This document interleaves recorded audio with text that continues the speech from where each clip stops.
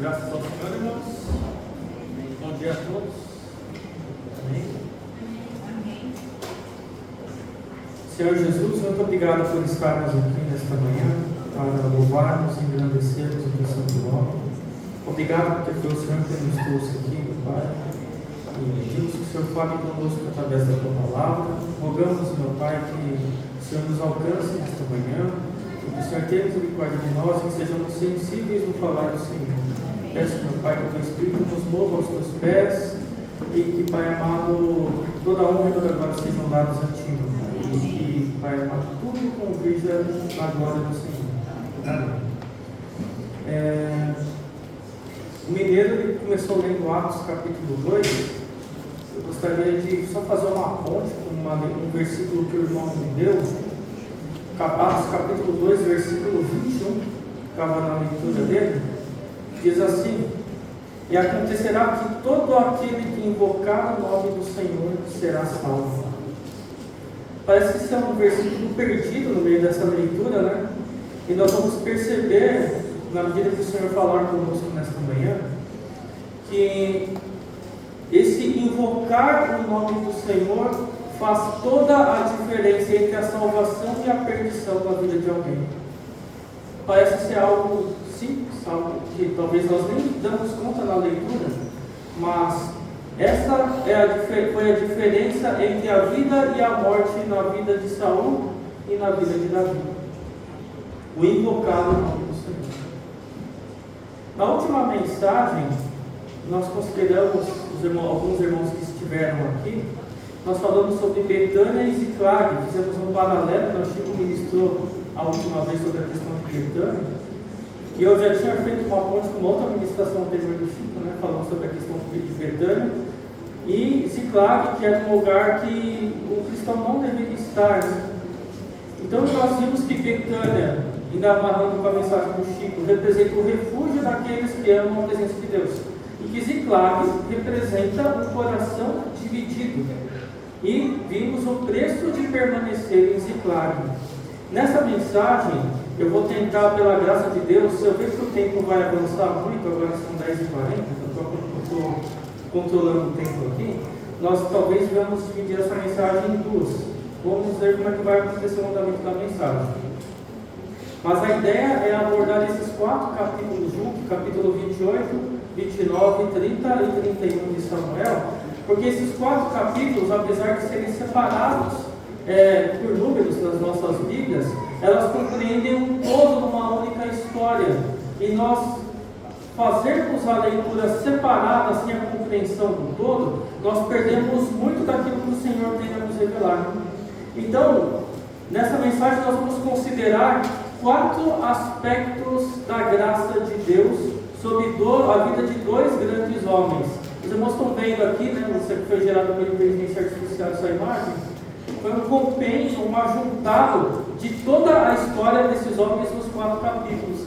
Nós temos de um lado Saul, do outro lado Davi, nós temos um homem morto porque desobedeceu ao Senhor, e um que foi redimido pelo Senhor. Lá em cima nós temos um homem que foi refugiado em Ziclag e outro que foi buscar a consulta de uma médium. Nós vamos perceber que nenhum dos 2 homens estavam bem com o Senhor. Os 2 homens estavam afastados, mas pela graça de Deus, esses homens, eles foram atendidos pelo Senhor de maneiras diferentes no texto. Um, o Senhor atuou com juízo, o outro, o Senhor atuou com graça, porque esse se voltou ao Senhor. Nós vamos perceber isso na leitura. Então, no capítulo 28, que nós vamos começar por ele, eu não vou ler todo o capítulo, eu vou ler trechos de cada um desses capítulos, né? Nós vamos falar sobre o tema quando Deus se cala, que é o primeiro aspecto da graça de Deus, o silêncio de Deus. O capítulo 29, quando Deus interrompe, que é o segundo aspecto da graça. E o capítulo 30, quando Deus restaura, falando da restauração de Davi, o reavivamento de Davi, e o capítulo 31, quando Deus executa, onde nós vamos ver a história do fim da vida de Saul. Então, são assuntos bastante extensos, eu peço um pouco da misericórdia dos irmãos, um pouco da paciência, mas a ideia é que nós alcancemos o máximo possível a compreensão desses textos. Amém? Então, o livro de 1 Samuel, aqueles que começaram desde o começo a acompanhar essas ministrações, talvez alguns se lembrem aqui, a primeira ministração foi em setembro de 2021, já faz bastante tempo. Houve uma pausa de 1 ano, mais ou menos, que foi o período que eu estive fora, eu estive trabalhando no Rio Grande do Sul, e depois, quando eu retornei, nós retomamos esta mensagem. Então já faz alguns anos que nós estamos tratando deste assunto de Samuel, e se o Senhor permitir, nós encerramos ainda hoje, ou talvez numa próxima administração. Mas é para os irmãos entenderem a complexidade e o tamanho dessa história, que parece ser curta e não é. Uma história cheia de detalhes, cheia de aprendizado para todos nós, né? Então, continuando aqui, o livro de 1 Samuel, ele começa com as lágrimas de Ana lá em Siló. Os irmãos se lembram dessa história? E no capítulo 31, ele também termina com lágrimas, mas ele termina em um luto sobre o monte Gilboa, quando Saul e seus filhos foram mortos em uma batalha. Então, entre esses dois extremos do livro de 1 Samuel, o Espírito Santo ele nos conduz por uma das narrativas mais solenes das Escrituras.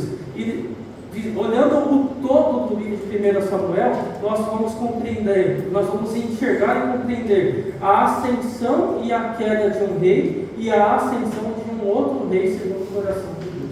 Todo o livro de Samuel pode ser resumido desta maneira. Então, nos capítulos finais, dos capítulos 28 ao 31, nós não vemos apenas acontecimentos históricos, nós vemos Deus expondo dois corações debaixo da mesma soberania. É isso que o livro está tratando aqui. De um lado, Saul, o rei que foi escolhido segundo o desejo do povo, um rei que era alto, um rei que era imponente, um rei que era carismático. E de outro nós temos Davi, um pastor improvável, ungido segundo o propósito de Deus. Ambos foram ungidos, ambos experimentaram o Espírito do Senhor, ambos falharam seriamente. Dois homens, dois corações, dois destinos. Esse é o tema que vai circundar esses 4 capítulos que nós estamos estudando. Mas ao chegarmos ao final do livro, os seus destinos, eles são radicalmente distintos. Um termina sob o silêncio judicial do Senhor e o outro é restaurado mediante uma graça disciplinadora de Deus. Um morre em uma situação de desespero e o outro é preparado para ocupar o trono, é preparado para reinar. E isso nos obriga a fazer algumas perguntas profundas acerca dessa leitura, desse trecho das Escrituras. E a primeira, e talvez a mais importante, é: o que realmente distingue um homem do outro? Por que Deus trata com um homem de uma maneira e Deus trata com outro homem de outra maneira, e ambos estão numa mesma situação de pecado? Por que Deus trata dois pecadores de uma maneira tão diferente? Qual é a diferença entre a apostasia e ou o desvio, como nós compreendemos, ou entre o juízo e a disciplina? O que diferencia uma coisa da outra? E antes de nós avançarmos na leitura de 1 Samuel, é importante nós entendermos a organização final dos capítulos desse livro. Os capítulos, é muito importante destacar isso, eles não estão agrupados em uma ordem cronológica, eles sim de uma maneira temática. Então os livros não são sequencialmente em uma ordem histórica. Eles descrevem, da maneira como eles estão agrupados, a diferença de relacionamento entre Davi para com Deus e de Saul para com Deus. E nós vamos perceber isso na leitura de uma maneira muito nítida. No capítulo 27, Davi ele busca escapar da impiedade de Saul se voltando para os filisteus, que foi o assunto que nós tratamos na última vez que eu ministrei, quando Davi foge para Ziclag. No capítulo 28, que é o que nós vamos começar aqui, Saul ele busca salvação da rejeição de Deus, porque Deus o rejeitou, buscando no texto uma médium ocultista que está descrito ali. E nos capítulos 29 e 30, Davi é salvo dos filisteus, e nós vamos ver de que não foi Davi, não foi nada que o homem fizesse que o salvou, foi simplesmente a graça de Deus que atuou na vida de Davi. Nós vamos ver isso no texto. E no capítulo 31, Saul ele é destruído pelos filisteus. Então, o objetivo desse arranjo, da maneira como ele foi colocado, não é mostrar que Davi é mais sábio ou mais virtuoso do que Saul. Embora, sem dúvida, quando nós comparamos um com o outro, é nítido que um, de fato, é mais sábio e mais justo do que o outro, né? Mas o objetivo desse texto é mostrar o relacionamento de Davi com o Deus da graça, que é diferente de Saul. É uma diferença vital, que inclusive organiza o destino dos dois. Então, Davi é salvo do seu erro, enquanto Saul, tendo afastado o seu coração do Senhor, ele é destruído na sua insensatez. Então, entrando agora no capítulo 28, e é um capítulo que ele gera muita curiosidade, muitas perguntas, ele é um dos capítulos mais sombrios de todo o Antigo Testamento. Não é apenas a história de uma consulta proibida. Aqueles que já tiveram a oportunidade de ler o capítulo 28, sabem que há ali uma busca de buscar respostas na invocação de um espírito, algo que é totalmente condenado nas Escrituras. Mas é o retrato final de um homem em um estado espiritualmente de abandono total. É um homem que se perdeu e se afastou totalmente do Senhor e chegou no ponto mais baixo espiritualmente falando da sua vida. É o que está acontecendo nesse texto. Então, o texto ele vai revelar passo a passo o que acontece quando alguém declaradamente ela rejeita a palavra do Senhor. Esse é o perigo de rejeitar a palavra. Leva a pessoa a uns caminhos obscuros, a uns caminhos mais baixos espiritualmente falando que a pessoa pode chegar. Então, vamos ler aqui, eu vou ler junto com os irmãos, versículo 3 ao versículo 6 do capítulo 28. Os irmãos acompanhem comigo a leitura. 1 Samuel, capítulo 28, versículo 3 ao 6, diz assim: E Samuel já estava morto, e todo o Israel o tinha chorado, e o tinha sepultado em Ramá, que era a sua cidade, e Saul tinha desterrado os adivinhos e os encantadores. E ajuntaram-se os filisteus e vieram, e acamparam-se em Sunem, e ajuntou Saul a todo Israel e se acamparam em Gilboa. E vendo Saul o arraial dos filisteus, temeu, e estremeceu muito o seu coração. E perguntou Saul ao Senhor, porém o Senhor não lhe respondeu, nem por sonhos, nem por urim, e nem pelos profetas. Então nós temos aqui um cenário de guerra que é iminente, no versículo 3, né? E esse versículo já nos prepara para uma atenção. Você vê que não é uma coisa arbitrária que está escrito nesse texto. O texto diz, logo no começo do versículo 3, e Samuel já estava morto. O texto está dizendo muito claro que o único refúgio que Samuel tinha, que Saul tinha em buscar a vontade de Deus, era procurar por Samuel. Só que Samuel já estava morto, então não existia mais um acesso a Deus. Aquele mediador que orava ao Senhor para saber a vontade, se ele deveria ir para a guerra ou não, havia sido tirado. E Saul estava entregue à sua própria sorte. E aí nós vamos perceber que a voz profética que confrontava Saul quando ele praticava os seus erros, já não estava mais presente. O instrumento humano da palavra se foi. E Saul teve medo. E observe o seguinte: o medo por si só, ele não é pecado. Não é pecado ter medo. O pecado está para onde você corre quando você sente medo. E é aí que está o problema.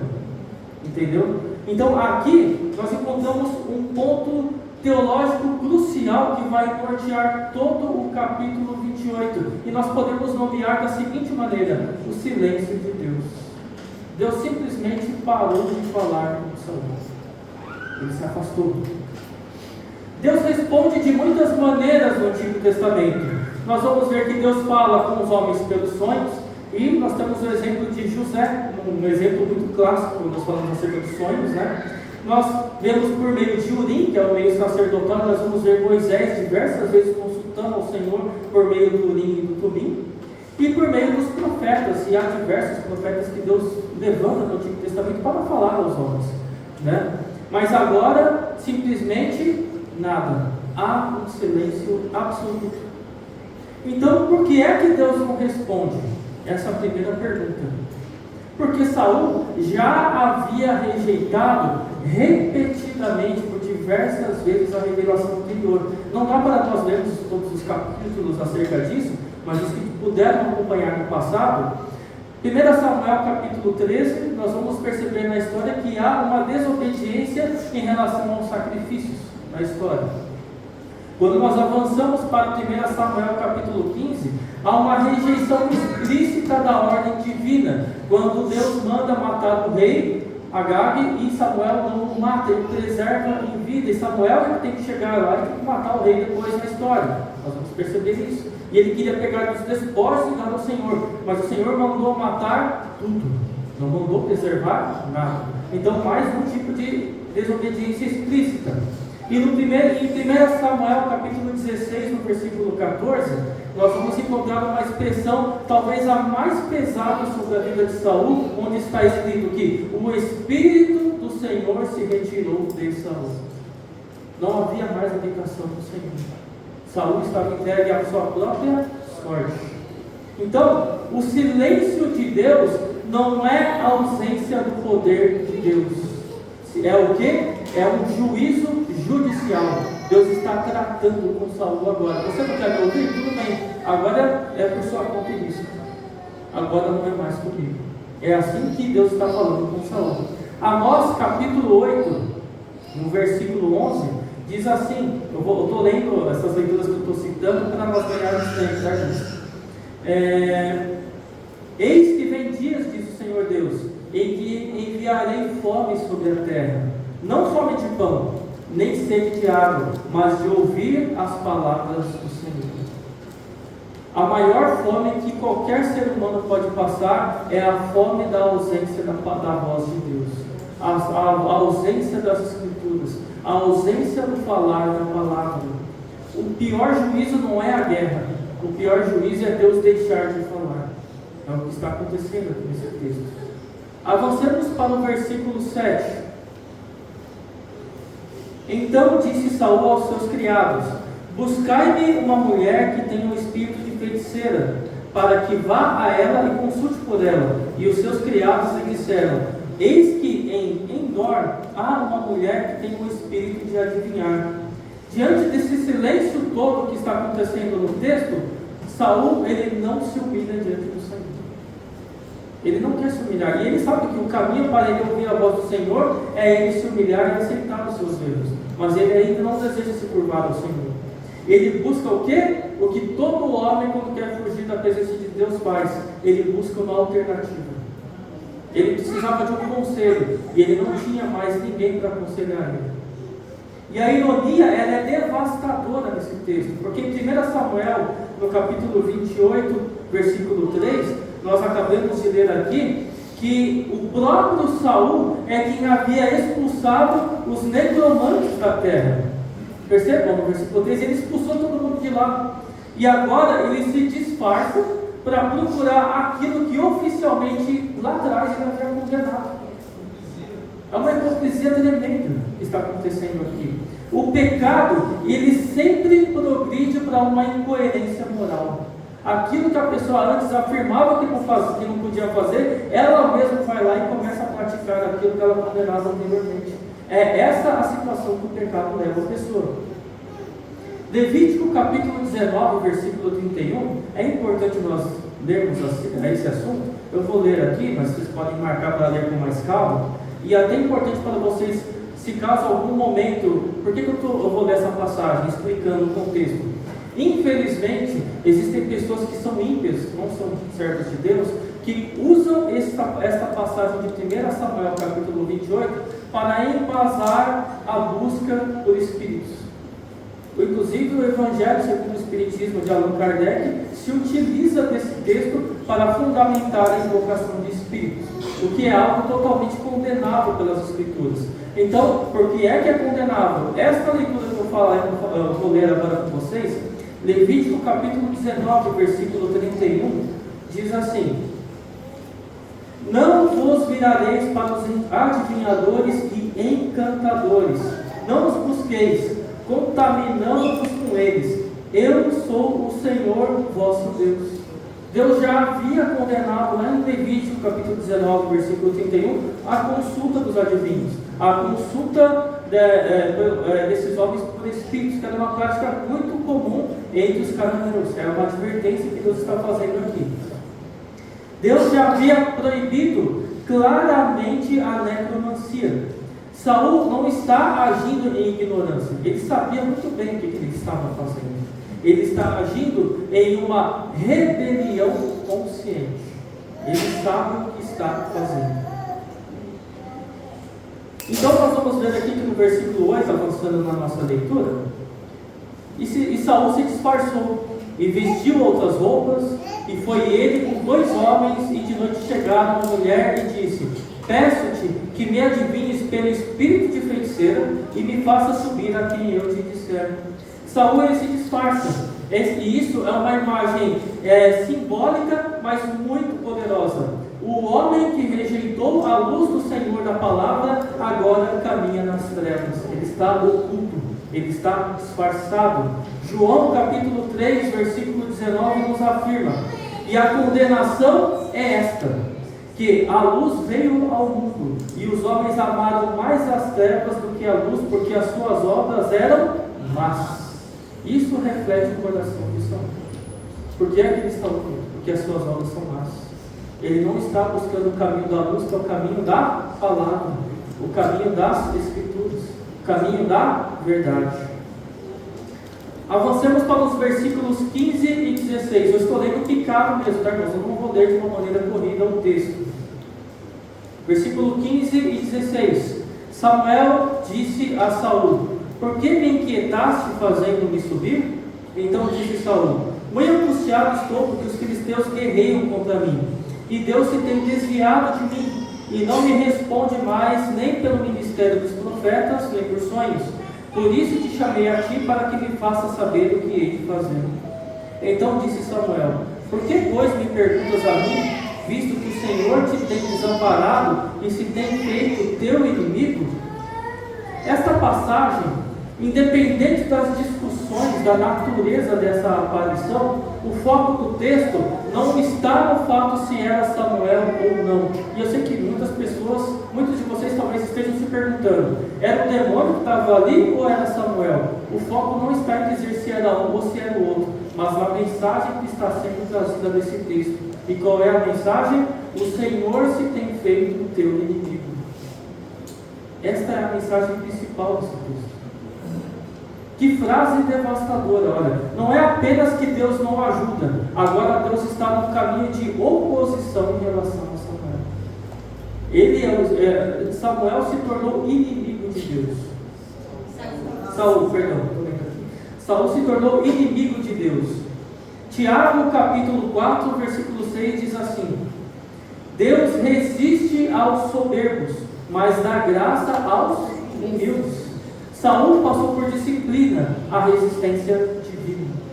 Então o foco não está no fato de nós nos determos o que está acontecendo nesse texto. Saul, ele já chegou no buraco mais fundo que ele podia chegar, e mesmo nesse buraco mais fundo que ele chegou, Deus o está sentenciando. É isso que o texto está dizendo. Avançando agora para os versículos 18 e 19.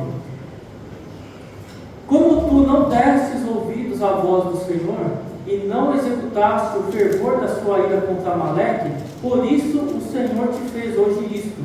E o Senhor entregará também a Israel contigo na mão dos filisteus, e amanhã tu e teus filhos estareis comigo. E o arraial de Israel o Senhor entregará na mão dos filisteus. A razão aqui ela é explicada. Vemos o princípio bíblico, que a desobediência persistente, ela gera rejeição judicial, e na sequência nós temos a sentença final de Deus sobre a vida de Saul: amanhã tu e teus filhos estareis comigo. Não há chamado ao arrependimento. Percebam esse texto? Não há promessa de restauração a Saul. A decisão está selada. Deus já determinou a morte de Saul. Não tem volta. Hebreus capítulo 9, versículo 27 nos diz: e como aos homens está ordenado morrerem uma vez, vindo depois disso o juízo. Por que não há salvação para Saul nesse texto? Porque Deus deixou de ser misericordioso? Não, Deus nunca deixou de ser misericordioso. A grande questão é que Saul resolveu escolher um caminho de oposição a Deus declaradamente, a ponto de consultar espíritos, como está descrito nesse texto aqui. Amém? E aí nós vemos aqui no versículo 20: e imediatamente Saul caiu, estendido por terra, e grandemente temeu por causa daquelas palavras de Samuel. E não houve força nele, porque não tinha comido pão todo aquele dia e toda aquela noite. Saul, ele cai estendido por terra. Ele está sem direção divina, ele está sem força espiritual e ele está sem esperança. O homem que começou a sua jornada, como diz lá em 1 Samuel capítulo 15 e 17, pequeno aos seus próprios olhos, termina esmagado pelo peso do próprio juízo. O texto, ele encerra comendo para recuperar forças, não para se arrepender, mas para enfrentar a morte que já havia sido declarada anteriormente. Não há oração aqui, não há quebrantamento da parte de Saul, não há clamor. Percebam como que o texto ele é frio, ele é um texto duro de ser falado, e a narrativa do todo o texto é uma narrativa fria, que representa o estado espiritual de Saul. Perceba que há paralelos muito grandes que nós podemos fazer aqui, e uma das, eu lembro, acabei nem colocando aqui, mas é importante citar, que na última noite de vida de Saul, ele passou ali reunido com alguns de seus soldados, comendo um pão que foi preparado por uma médium antes de sua morte. Que contraste há com a pessoa de Cristo, que passou a última noite antes de sua morte ceando com seus discípulos em comunhão plena. Perceba, irmãos, qual é o contraste daquele que está com o Senhor e daquele que não está no Senhor? Um é um caminho de vida, o outro um caminho de morte. E é vital agora nós distinguirmos os tipos de silêncio divino que nós temos aqui. Nós temos o silêncio pedagógico, que já foi falado aqui pelo Almir, pelo Chico também em outras ministrações. E esse silêncio pedagógico de Deus, ele é dado para quem são os seus filhos. Muitas vezes Deus se cala para os seus filhos. E nós temos um exemplo bíblico para isso. O exemplo de Jó é o exemplo mais clássico, e tinha o objetivo de aprofundar a fé de Jó para que ele viesse a conhecer de fato quem é o Senhor. Nós temos todo um livro da Bíblia dedicado a isso. E nós temos aqui um segundo aspecto de silêncio, que é o que nós chamamos de silêncio judicial. E o que é esse silêncio judicial? Ele é um silêncio para rebeldes, para aqueles que rejeitam o Senhor. Como exemplo, Saul, com o objetivo de confirmar a condenação dele. Saul não está sendo aqui provado, ele está sendo entregue. É muito diferente. Romanos capítulo 1, versículo 28 diz assim: e como eles não se importaram de ter o conhecimento de Deus, assim Deus os entregou a um sentimento perverso para fazerem coisas que não convêm. É o que Saul está fazendo agora nesse texto aqui. O juízo mais terrível não é Deus agir contra você, é Deus remover a sua restrição e deixar que você siga o seu próprio caminho. Esse é o pior juízo que Deus pode permitir na vida de qualquer pessoa. E há um contraste aqui, que nós podemos fazer. O livro de Samuel, ele é um livro de contrastes, eu sempre repito isso nas ministrações. No capítulo 28, que nós acabamos de ler aqui, alguns trechos, Saul, ele consulta uma médium e não recebe uma resposta favorável, recebe uma resposta de condenação. No capítulo 30, que o Senhor permitiu, nós vamos chegar lá ainda hoje, Davi consulta o Senhor e imediatamente recebe direção da parte dele. A diferença não é a perfeição moral desses homens, porque ambos estavam afastados do Senhor. A diferença é a relação pactual deles com Deus. Como estava a vida deles com Deus? É a sinceridade do coração deles diante de Deus. Então, nós temos aqui algumas aplicações. A primeira delas que nós podemos tirar: não despreze a voz de Deus quando Ele falar. Essa é a primeira aplicação que nós podemos ter, não somente do capítulo 28, mas de tudo que foi falado aqui em 1 Samuel até agora. Não desprezar a voz de Deus quando Ele falar. Cada rejeição e endurece o coração da pessoa que está rejeitando. Hebreus capítulo 3, versículo 15 nos diz assim: hoje, se ouvirdes a sua voz, não endureçais os vossos corações. Lembrando que sempre, já foi falado isso outras vezes também, sempre quando nós encontramos a expressão ouvir nas Escrituras, ouvir não é simplesmente dar atenção, mas é ouvir e colocar em prática. Ouvir sempre tem uma conotação de prática, de ouvir e imediatamente praticar aquilo que está sendo pedido pelo Senhor através das Escrituras. É um pedido de obediência, um pedido de voltar-se para o Senhor.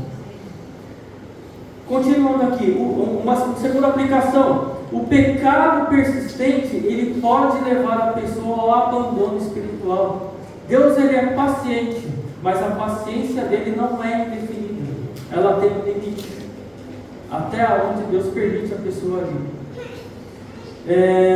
Gálatas capítulo 6, versículo 7, ele responde sobre esta afirmação, onde ele diz: não erreis, Deus não se deixe escarnecer, porque tudo que o homem semear, isso também se fará. Isso fala sobre um dos aspectos que o Almir tratou na ministração dele, que é aquele pecado que não é involuntário, é o famoso pecado voluntário, quando a pessoa sabe que está errado, vai lá e pratica da mesma maneira, com tanta misericórdia de Deus que ele pode perdoar depois. Isso daí é colocar Deus à prova, isso daí é tentar o coração de Deus. É algo muito perigoso.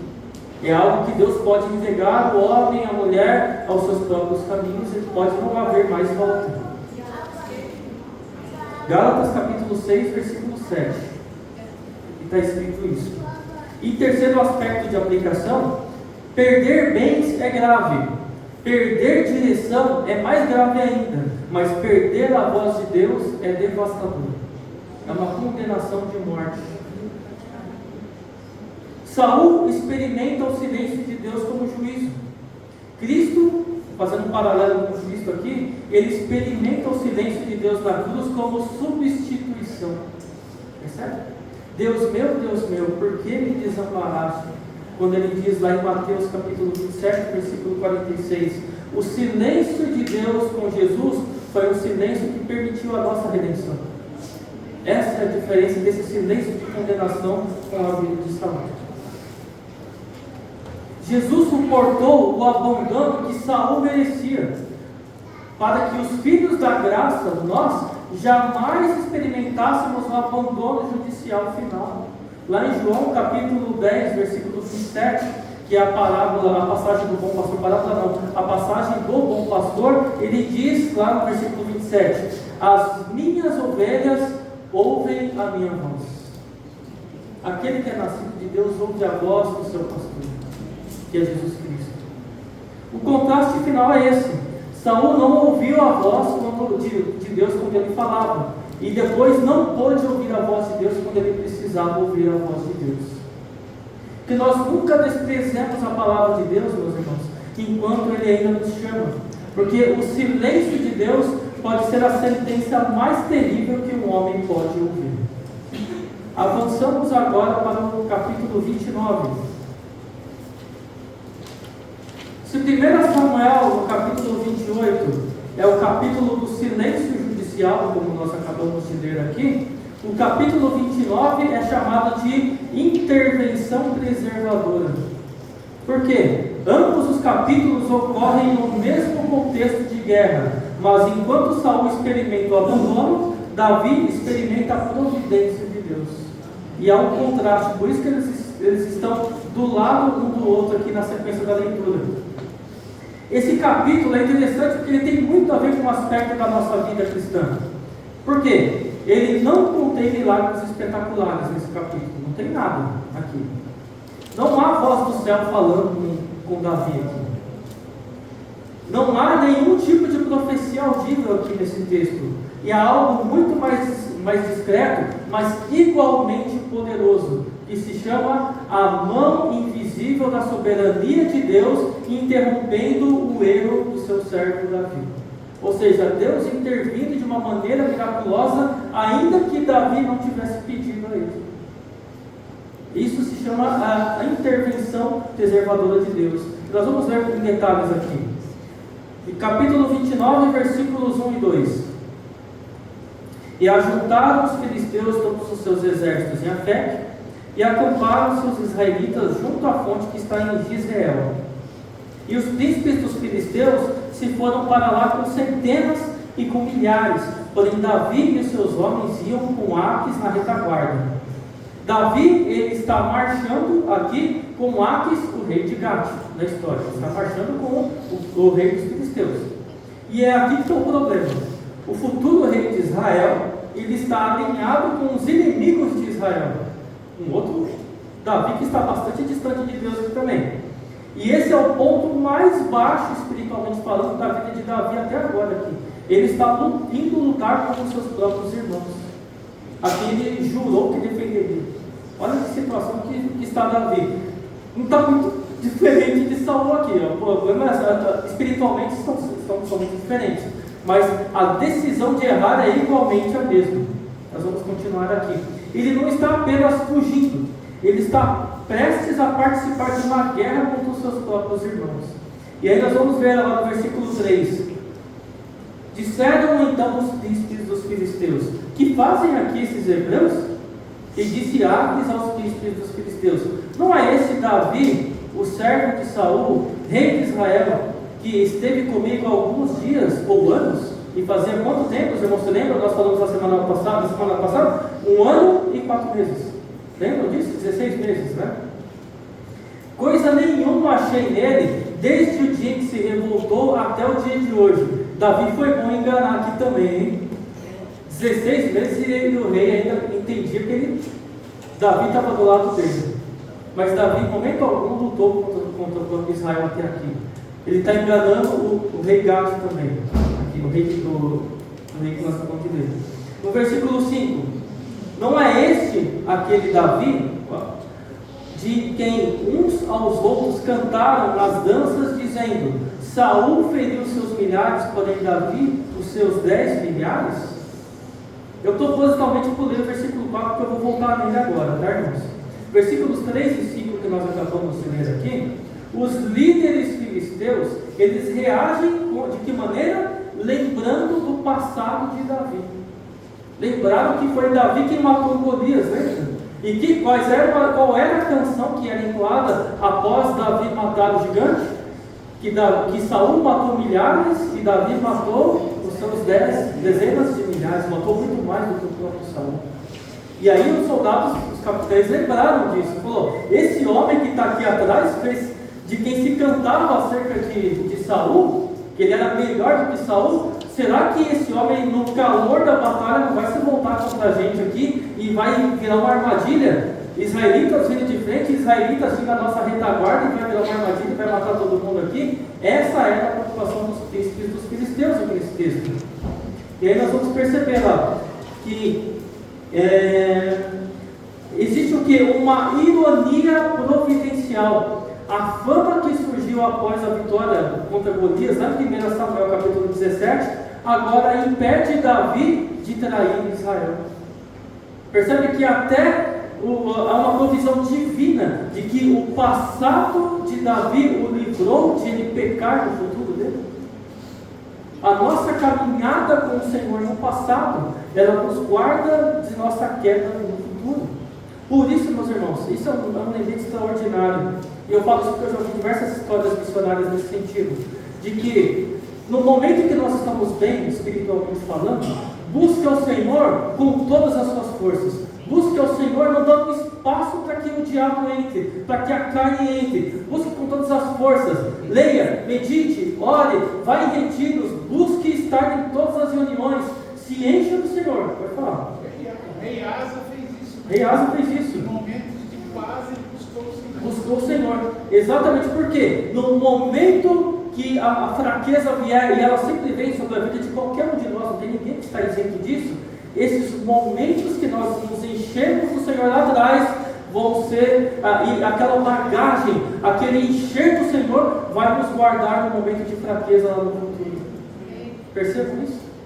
Vai ser é como um depósito que nós temos guardado, que vai nos sustentar no Senhor no momento que nós estivermos no deserto espiritual. como nós já preguei sobre isso também em algumas ministrações anteriores aqui. E isso é o que nos guarda. Então, agora indo no versículo 4, intencionalmente voltando ao versículo 4. Porém, os príncipes dos filisteus se indignaram contra ele e disseram aos príncipes dos filisteus: faze voltar esse homem para que torne ao lugar em que tu puseste, que era Ziclag, lá atrás, e não desça conosco a batalha, para que não se torne nosso adversário na batalha. Pois com que poderia esse agradar o seu senhor, falando de Saul? Porventura não seria com as cabeças de nós aqui, desses homens aqui? Ele não poderia simplesmente Davi chegar com a cabeça de todos aqueles soldados diante de Saul e falou: meu rei, estou aqui te pedindo perdão, com a cabeça de todos os filisteus diante de Saul. Esse era o temor dos príncipes dos filisteus, de que Davi estava fazendo uma armadilha contra eles ali. Então, essa ordem, ela era humanamente falando, que foi dada aqui no versículo 4, uma rejeição militar que foi dada aqui. Porque os homens falam: não, vocês não vão lutar com a gente, pode voltar daqui e vai embora. Não queremos a ajuda de vocês. É o que os cristãos estão falando para Davi e seu exército aqui. Aqui, teologicamente falando, é uma preservação redentiva. Talvez Davi estivesse dividido internamente ali, porque ele estava tão desacreditado da promessa de Deus, que alguns autores entendem que ele estava de fato disposto a lutar contra o próprio Israel mesmo aqui. Por isso que Deus teve de intervir de uma maneira sobrenatural. Ou seja, não foi Davi que escolheu, foi Deus que interviu ali na decisão dos reis para que Davi não lutasse. Foi Deus que impediu Davi de lutar por meio dos ímpios. Ou seja, quando Deus quer cumprir algo na vida do crente, mesmo daquele que está afastado do Senhor, Deus usa até o ímpio para corrigir o crente. É um fato, irmãos. Deus permite que o ímpio venha exortar aquele que está no caminho de afastamento do Senhor. E eu sei que alguns irmãos talvez tenham algo a declarar acerca disso, mas quantas histórias nós já ouvimos de pessoas que se perderam, se afastaram do Senhor, chegaram num lugar que não deveria estar, com ímpios, e o ímpio fala assim: olha, o que você está fazendo aqui? Você não é crente? Vai embora daqui, porque é um lugar perverso. Mas a pessoa está no caminho de afastamento espiritual, mas é o próprio Senhor permitindo o ímpio exortar o crente para que ele se volte para o Senhor novamente. Nessa situação, é o que está acontecendo aqui nesse texto. Ou seja, Deus, ele usa a reputação de Davi como instrumento soberano aqui. O texto, ele não registra igualmente, olha o paralelo que eu vou fazer com vocês. Capítulo 28. Saul, ele orou ao Senhor? Ele não orou. Saul, ele em algum momento se humilhou diante de Deus? Também não. Agora vamos para o capítulo 29, estou falando de Davi agora aqui. O texto não registra em momento algum nenhuma oração de Davi pelo livramento dessa situação também. Davi está igual a Saul aqui nesse caso. Não tem oração nenhuma aqui nesse texto. Isso torna a intervenção de Deus ainda mais soberana sobre a vida de Davi. Deus, ele age antes que Davi venha pedir para que Deus venha agir. É uma intervenção direta de Deus nesse texto aqui. No Salmo 23, verso 3, nós lemos aqui, olha: refrigera a minha alma, guia-me pelas veredas da justiça por amor do seu nome. Deus está intervindo de uma maneira direta na vida de Davi por amor ao nome dele, porque é da linhagem de Davi que viria o Messias. É da linhagem de Davi que ele simbolicamente representa um rei que governaria a nação de Israel como uma nação soberana, uma nação forte, uma nação guerreira. Mas que homem que vai subir ao trono? É esse aqui que está quase lutando contra os seus próprios irmãos. Perceba que no final é sempre a graça de Deus que atua na vida das pessoas. E com nós não é igualmente, irmãos. Não é muito diferente. Perdão. Nós não merecemos estar no céu. Nós estamos sendo arrastados para o céu, porque o Senhor está nos arrastando. Nós não temos capacidade nenhuma de chegar lá. Mas o Senhor intervém miraculosamente na nossa mente, nas nossas vidas, e nós somos arrancados deste mundo, nós somos engolidos pela palavra de Deus para nós abraçarmos a eternidade com Deus. E nós somos salvos mediante a misericórdia, mediante a graça, por imerecimento. Não existe nenhum super-homem diante de Deus. E isso é muito importante nós termos em mente. Versículo 6. Então Aques chamou a Davi e disse-lhe: vive o Senhor que tu és reto. Olha, o ímpio declarando a glória de Deus aqui. Olha que ponto chega a questão de Davi. E que a tua entrada e a tua saída comigo no arraial é boa aos meus olhos. Ou seja, o próprio rei estava declarando que seria muito bom ter Davi com ele ali. Porque nenhum mal em ti eu achei, desde o dia em que a mim viesse até o dia de hoje. Porém, aos olhos dos príncipes não agradas. Aqui, Aques, ele comunica a sua decisão a Davi. E é irônico, um rei filisteu declarou Davi íntegro. Nós sabemos que Davi não tem nada de íntegro nessa história. Ele está mentindo para o rei. Um rei declarou Davi íntegro, enquanto ele está espiritualmente comprometido. Espiritualmente ele está apartado do Senhor. E aí vamos para o versículo 8 e 9. Então disse Davi a Aques: por que fiz? O que achaste no teu servo desde o dia em que estive diante de ti até o dia de hoje, para que não vá e peleje contra os inimigos do rei, do Senhor? Respondeu, porém, Aques e disse a Davi: bem eu sei e que na verdade aos meus olhos és bom como um anjo de Deus. Porém, disseram os príncipes dos filisteus: não suba este conosco à batalha. A pergunta de Davi aqui é inquietante no texto. Ela revela que Davi talvez já estivesse disposto a ir até o fim dessa batalha. A intervenção divina acontece apesar da disposição ambígua do coração de Davi. Ele está com o coração dividido. E o coração dividido, Deus foi lá e puxou Davi de volta. Arrancou ele dessa confusão que ele estava se metendo. E o versículo 11, para nós finalizarmos o capítulo 29 aqui. Então Davi de madrugada se levantou, ele e seus homens, para partirem pela manhã e voltarem à terra dos filisteus, e os filisteus subiram a Jezreel. Então Davi retorna, sem protestos finais, sem explicações adicionais. A porta se fecha e essa porta fechada salva a história de Davi. Percebe que, meus irmãos, bênção não é sempre quando a porta se abre, mas também quando a porta se fecha. É antagônico dizer isso, né? Dizer que Deus nos abençoou porque a porta se fechou. Parece contrastante, mas é o que o texto está nos afirmando. Então, quando Deus fecha a porta, é para que haja livramento do seu povo, para que haja livramento dos seus filhos. Todas as coisas, como a Bíblia está afirmando aqui, contribuem para o bem daqueles que amam a Deus. Então, esse capítulo aqui, ele ensina que Deus preserva os seus filhos, os seus servos, de três maneiras. Primeiro, por circunstâncias externas. Davi não foi parado por revelação direta aqui de Deus. Deus falou para Davi: não, meu servo, não aconteceu isso nesse texto. Não está acontecendo isso. Mas por uma política militar. Deus, ele governa até mesmo decisões estratégicas de líderes pagãos. Provérbios capítulo 21, versículo 1 nos afirma: como ribeiros de águas, assim é o coração do rei na mão do Senhor. Ou seja, todas as nações são guiadas pelos seus líderes, porque Deus permitiu que esses líderes estivessem à frente das suas nações, para que eles fossem instrumentos de Deus sobre a nação, seja para a bênção, seja para o juízo. Mas todas as nações e todos os líderes estão debaixo da poderosa mão de Deus.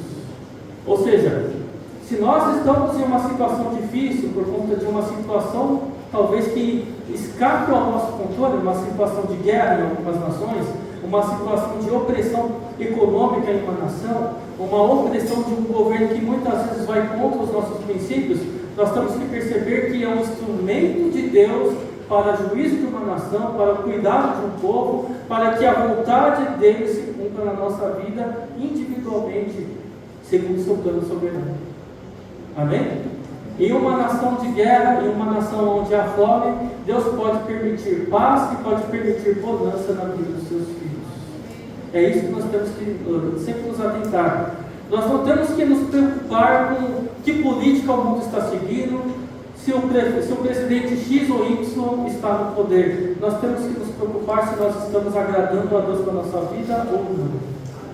Se nós estamos caminhando com Deus. Porque o cuidado do Senhor em nossas vidas extrapola tudo isso que está sob esse controle desse mundo. Amém? Isso é importante porque nesse ano especificamente nós estamos em um ano de eleições e novamente vai começar esse fla-flu de novo. De um lado e do outro, eu quero governar, eu quero presidente X, eu quero presidente Y. Irmãos, tudo está na mão do Senhor. exerçam o papel de cidadãos de vocês como nós todos temos de exercer. Mas sabemos que o Senhor é quem controla todas as coisas. Amém? E nós temos que estar debaixo da vontade de Deus. Isso é o mais importante. Continuando. Uma outra aplicação aqui. Deus age também por constrangimentos inesperados. A rejeição aqui de Davi, quando o exército cristão o rejeitou, foi amplamente, totalmente constrangedora. A humilhação dele, a humilhação de Davi aqui nessa passagem, impediu a sua ruína. No Salmo 119, verso 75, está escrito, vou ler só um trecho aqui, diz que eu sei que com fidelidade me afligiste. A aflição de Deus, ela tem o sentido de nos preservar de um mal maior. É nesse sentido. E um terceiro aspecto, por fidelidade à sua promessa. Davi não poderia morrer lutando contra Israel. Por quê? Porque segundo Samuel 7, que está adiante, ainda não havia sido formalizado. Mas o propósito de Deus de colocar Davi como rei de Israel já estava estabelecido lá atrás. Quando Deus manda Samuel sair da sua casa e ir para a casa de Jessé para ungir aquele que estava pastoreando ovelhas no campo. O propósito de Deus seria cumprido. E ponto final. Isso é um fato. Deus preserva o futuro da aliança. Isaías 46:10 nos diz que o meu conselho permanecerá de pé. O que Deus determinou, meu irmão, está determinado, ponto final. Não há como mudar. E nós temos aqui contrastes, né? No capítulo anterior, Saul consulta e não recebe uma resposta. E ele busca quem? Uma médium que nós já vimos ali. E ele é entregue a um juízo. Nesse capítulo que nós acabamos de ler, no 29, Davi não consulta o Senhor, é o contrário. Davi não consulta o Senhor e Deus age soberanamente. Ele é impedido de um pecado maior. Um abandonado ao seu próprio caminho e o outro é barrado em seu erro. Essa é a diferença entre juízo e disciplina. Percebe? Deus cuida. Só uma ilustração que tem aqui, até no nosso meio, tem uma situação igual essa. Uma ilustração muito clara até nessa questão de espiritismo, né? Eu já ouvi vários casos de que pessoas separadas por Deus foram até centro espírita e o espírito das trevas falar: sai daqui porque não é o teu lugar. Ouviram? Está bem claro isso? Então, meus irmãos, Deus permite que haja restauração mesmo nessas situações que nós vemos. Sempre há restauração. Se a pessoa se voltar para o Senhor, como nós estamos vendo aqui no texto, né? Então, nós temos aqui mais umas aplicações antes de nós avançarmos para o capítulo 30. Eu acho que eu vou parar por aqui. Acho que eu vou ler só essas aplicações por causa do tempo. Eu vou ler somente esse trecho aqui para nós finalizarmos. E o Senhor permitindo, em uma outra ministração, nós avançamos no capítulo 30 e 31, tá? Só por questão do horário, são 11h30. Mais algumas aplicações aqui. Portas fechadas podem ser graça invisível. Você pode interpretar a rejeição como fracasso, mas pode ser o livramento do Senhor. Quantos pecados Deus não nos impede de cometer sem que a gente sequer perceba disso? Quantas vezes? Deus preserva mesmo quando nós estamos confusos. Percebam? Olha, Davi, ele não está no seu melhor momento espiritual, mas ainda assim, Deus está guardando a vida de Davi. Mesmo quando ele está confuso ali naquela situação toda. A disciplina, ela pode vir como um constrangimento público. Davi foi enviado de volta diante de todos, ou seja, imagina um líder militar com todo um exército de 600 homens, e Davi era Davi, ele tinha uma fama muito grande de um general que comandava exércitos, e todos falavam: olha, a gente não quer você aqui. Isso era quase como um desprezo, falaram: não interessa quem você é, a gente não quer você. Percebe? Esse desprezo que Davi sofreu diante de todos foi a preservação da vida dele. Foi para o qual Deus preservou. E a fidelidade de Deus, ela é maior do que a fraqueza do seu servo. Se o futuro do reino dependesse da clareza moral, dessa clareza moral de Davi nesse momento, muito provavelmente Davi nunca ocuparia o trono de Israel, porque ele teria lutado contra os seus próprios irmãos. Ele nunca ocuparia o trono. Mas Davi ocupou o trono por causa da promessa de Deus. E Deus conduziu tudo para que Davi ocupasse o trono. Então, Davi quase comprometeu a sua missão, como nós vemos aqui nesse texto. Cristo Jesus jamais comprometeu a sua missão. Aonde Davi precisou ser impedido de uma maneira soberana, Jesus permaneceu fiel até o fim. Nós vamos ver em Hebreus capítulo 4, versículo 15, que diz: tentado em todas as coisas, mas sem pecado. Ele é Deus. Ele venceu o pecado na cruz. Contudo, apesar, diante de toda essa situação também, Cristo, como Davi, também foi rejeitado pelos homens. Davi foi rejeitado por aqueles exércitos. Jesus Cristo foi rejeitado por todos aqueles homens. Mas não para ser preservado, diferente de Davi, mas ele foi rejeitado para preservar a todos nós. Esse é o grande contraste que nós temos com Cristo. E João 1, versículo 11, é o último versículo que eu estou lendo aqui para nós finalizarmos. Ele veio para o que era seu, mas os seus não o receberam. A rejeição que salvou Davi aponta para a rejeição que salvou o mundo. Amém? Que o Senhor Jesus nos guarde nesta mensagem, ela não está finalizada, eu estou encerrando aqui, o Senhor permitindo, nós vamos adiante na próxima oportunidade de ministrar o capítulo 30 e o 31, mas ainda debaixo desse mesmo aspecto: 2 reis, 2 corações, 2 destinos. Um está à beira da morte, como nós acabamos de ler aqui, entregue ao juízo de Deus. E o outro foi salvo pelo cuidado de Deus soberano e em ele preservar o seu servo no momento de dificuldade.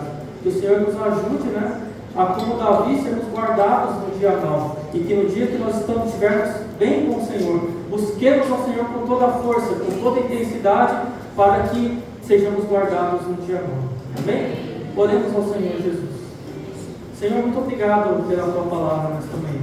Obrigado porque a Tua palavra é extraordinária, é insondável, e a nossa mente ela é incapaz de compreender tudo aquilo que o Senhor está nos revelando. Por isso eu peço que o Senhor nos ajude, por Sua misericórdia, a colocarmos em prática um pouco de tudo isso que nós ouvimos da parte do Senhor, e sabemos que não vamos colocar em prática por nossas forças, mas pela poderosa ação do Espírito Santo em nossas vidas. Rogamos que o Senhor tenha misericórdia de nós, e que o Senhor resgate aquele que está afastado, que o Senhor permita, meu Pai, que tudo, que as portas sejam fechadas para a vida daquele que está afastado de Ti, para que ele se volte para os Teus caminhos, meu Pai, para que haja redenção, para que haja livramento, para que haja o resgate do Senhor na vida desses, meu Pai. Nós rogamos e pedimos, no nome do Senhor Jesus Cristo. Amém.